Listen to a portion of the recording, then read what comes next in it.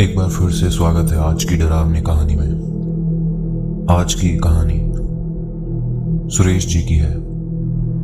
ये आज से तकरीबन 8 साल पुरानी है। सुरेश जी मध्य प्रदेश के एक शहर में रहा करते थे और उस शहर से तकरीबन 250 किलोमीटर की दूरी पर उनका गांव था, जहां पर उनका बचपन बीता था।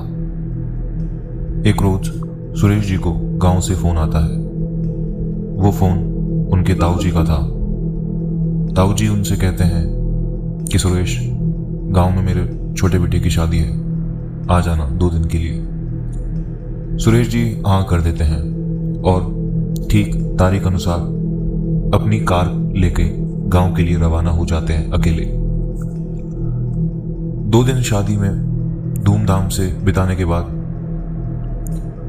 रात को वो सोचते हैं कि मैं आज ही के दिन रात को शहर के लिए निकल जाता हूँ, क्योंकि सुबह निकलूंगा तो कल की नौकरी की छुट्टी हो जाएगी। लेकिन उसके ताऊ जी कहते हैं कि आज रात को मत निकलो, कल सुबह जल्द ही निकल जाना, रात को निकलना सही नहीं है। लेकिन सुरेश जी मानो जिद पर अड़ जाते हैं। तो ताऊ जी ने सारी मिठाइयाँ वगैरह पैक कर रखी थी, पर फिर भी सुरेश जी से कहा कि रात को मिठाइयाँ नहीं लेके जाते, कोई बुरी शक्ति तुम्हारा पीछा कर सकती है।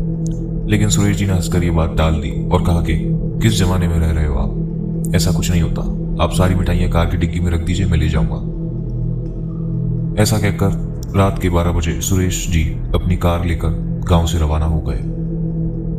क्योंकि रात का समय था तो धीरे धीरे गाड़ी चलानी पड़ती है और उनको शहर पहुंचते पहुंचते 5-6 घंटे तो लग ही जाते। 2 घंटे बीत गए थे, तकरीबन आधा रास्ता उन्होंने पूरा कर लिया था और रात के 1:30 बज रहे थे। फिर एकदम से एक अजीब सी सड़क आई, बहुत से गड्ढे थे उस पर और आसपास एकदम सुनसान, और अचानक ही सुरेश जी की गाड़ी वहां पर रुक गई। सुरेश जी को लगा कि जरूर कुछ इंजन में कुछ हुआ होगा, चलो एक बार बाहर जाके देख लेता हूं। बाहर जाके बोनट ऊपर करा तो इंजन में कुछ नहीं पाया, कोई गड़बड़ी नहीं थी। तो सुरेश जी ने सोचा कि ये गाड़ी एकदम बंद कैसे हो गई, और अंदर बैठकर जब वो वापस चलाने की ट्राई कर रहे थे तो वो गाड़ी फिर से बंद हो जा रही थी। थोड़ी चलती फिर बंद हो जाती, थोड़ा चलती फिर बंद हो जाती। सुरेश जी ने अपने आसपास देखा तो पाया कि कोई भी गाड़ी उनके आसपास से गुजर नहीं रही थी। फिर थोड़ी ही देर बीती होगी कि सुरेश जी को अचानक से एक आवाज आई। वो आवाज मानो किसी इंसान की ही थी और लग रहा था कि 1-2 किलोमीटर दूर से चिल्लाने की आवाज है। चारों तरफ नजर घुमाई तो पाया कि वहां पर एक आदमी जैसा कुछ दिख रहा है। तो सुरेश जी ने सोचा कि मैं इनसे ही मदद मांग लेता हूं, डूबते को तिनके का सहारा। उस आदमी की और सुरेश जी जाने लगे तो देखा कि वहां पर अब आदमी नहीं है, बल्कि एक कुआं है।